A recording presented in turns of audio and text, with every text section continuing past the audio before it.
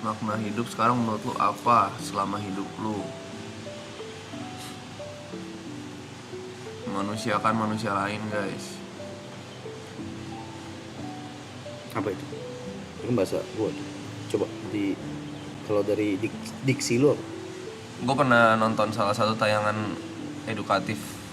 Terus ada salah satu, gue lupa nih daerah mana guys, gue selalu lupa. Dia punya prinsip namanya Sito Timo Tumoto. Hendaklah manusia memanusiakan manusia lain.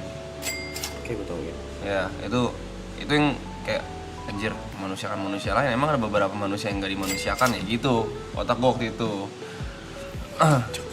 Waktu gue masih sekolah. Oh. Terus gue langsung breakdown gimana cara Manado tuh sudah. Iya, Manado. Gimana cara memanusiakan manusia lain ya, gitu. Oke, pertama gue mesti berbuat baik, udah pasti. Nah, gimana caranya gue berbuat baik dan ke siapa gue berbuat baik? Ke orang sekitar gue. Orang sekitar tuh siapa? Oh, keluarga, temen. Gimana caranya gue berbuat baik kalau misalkan gue gak punya power atau gue gak punya duit?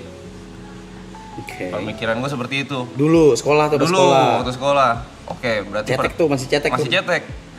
Gimana cara berbuat baik padahal nggak punya duit? Gitu. Iya, sekarang kan gue pengen bantu orang tua gue yang sulit aja belum bisa nih. Belum bisa. Oke, gue mesti cari duit sebanyak-banyaknya nih sekarang.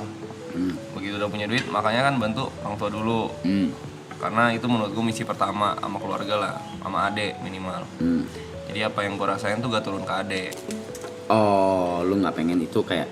Iya, misi pertama gue adalah oke, karena gue kuliah gue masih mikirin duit kah. Terus gue pengen jalan sama cewek, gue masih mikirin duit, gue gak pede. Gue ketemu siapa gue gak pede karena gue gak punya kendaraan. Oke, adik gue tuh gak boleh ngerasain hal yang sama. Seenggaknya rantai kegak pedean atau sandwich generation itu keputus dulu deh ke adik gue gitu. Makanya gue laksanain ke. Kali ini real ya guys, karena kan bareng gue sama Yuka dan Jod dan Gary.